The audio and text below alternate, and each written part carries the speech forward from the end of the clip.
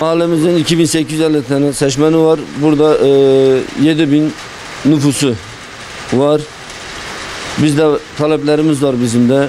Yağmur ve kışın yağan yağmurda yeraltı sorunlarımız var. Yağmur yağınca işte sokaklarda göllenmeler oluyor. Mazgaların yetersizliği, yeraltının yetersizliğinden dolayı sıkıntılar yaşıyoruz. Bazı sokaklarımızda geçemiyoruz. Suyun çok göllenme olduğu sokaklarımız var. 1222 sokaklarımızda göllenme oluyor. Çoğu evi su basıyor. Göllenme olduktan sonra çok yağmur yağdığı zaman suyun akışının olmadığından bazı evlere su girdiğini vatandaşa fırına giderken işte çocuklar sokaklardan geçemiyor. Sokakların çoğunda göllenme oluyor. Bunları yetkililerimize buradan seslenmek istiyoruz. Mimar Sinan Mahallesi'nde 26 yıldır bu mahalledeyim ve henüz bir çocuk parkının olmayışı, aile parkı, burada herkesin bir talebi var. Sürekli bizden talep ettiler. İnşallah bu dönem biz Mimar Sinan Mahallesi olarak belediyemize de müracaat ettik. Yetkililerden de rica ettik. İnşallah bu dönem bir park yapacağız. Kamera sisteminin olması lazım parklarda. Güvenlik sisteminin kurulması gerekiyor. Güvenlik olması lazım. Belediyemizin buna bir el atması lazım. Güvenlik sistemi, emniyet teşkilatının el atması lazım. Güvenlik sistemlerinin kurulması lazım. Taleplerimiz bunlardan.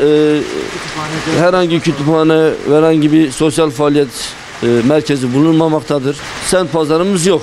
Açık ve ne söyleyeyim. Şimdi bu mahalleye bağlı olarak Yavuz Selim, Mimar Sinan, Barbaros, Yeni Mahallenin bir bölümü, Ali Taş'ın bir bölümü burada semt pazarına geliniyordu.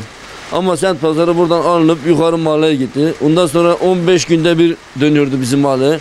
O da kalkınca yaşlılar biraz çok sıkıntı çekmeye başladık. Biz pazarı da talep ediyoruz burada. Mahallemizin taziye evi bulunmamaktadır. Buradan da yetkililere seslenmek istiyorum. Taziye evi. Bu Karapınar yolunda geçen minibüslerin hiçbir durak olmadığı ve yağışlarda orada yolda bekleyen insanlarımızın hiçbir durakta olmadığından dolayı kaldırımlarda bekliyorlar. Oraya biz durak talebinde bulunuyoruz. Biz buradan tekrardan yetkililere sesleniyoruz. Muhakkak Karapınar Caddesi'nde en azından 2 tane durak talebinde bulunuyoruz.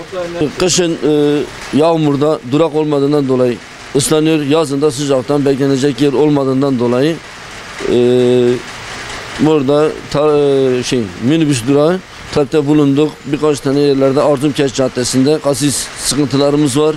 Bunları dile getirdik. Emniyetimizle beraber değerlendirmesini yaptık. İnşallah komisyonda geçerse kasislerimiz yapılacaktır inşallah. Şu anda mahallemizde elektriğin de tehlike arz ettiğini görüyoruz.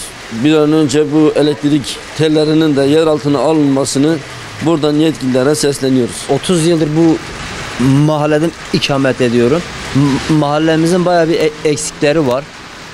Bunların başında bir oyun alanımız yok. Yani mesela bir ailenin gideceği bir sosyal tesis yok.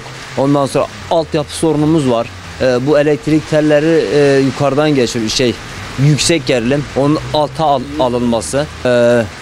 Pazarımız yok. Çocuk parkımız falan yok. Bayağı bir sıkıntımız var. Bu kasislerimiz falan da bayağı bir eksik. Onları yetkililere bildirdik.